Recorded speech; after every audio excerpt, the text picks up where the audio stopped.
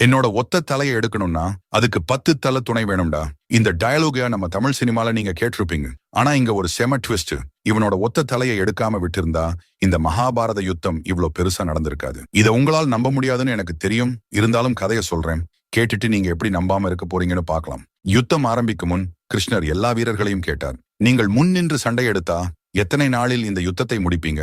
பீஷ்மர் சொன்னார், 20 நாள். துரோணர் 25 நாள். கர்ணன் 24 நாள். அர்ஜுனன் 28 நாள். ஆனா பர்படிகன் சொன்ன பதிலால் எல்லாரும் ஷாக் ஆயிட்டாங்க. அவன் சொன்னது, கிருஷ்ணா, எனக்கு நாள் கணக்கெல்லாம் தேவையில்லை. எனக்கு நான் 1 நிமிஷம் போதுமே.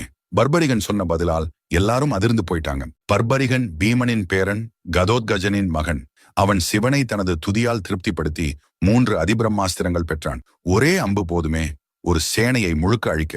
எனினும் யுத்தத்தில் யாருக்கு சக்தி குறைவாக இருக்கோ அவர்களுக்கு தான் பர்பரிகன் உதவ போறார்னு முடிவு சொன்னார்.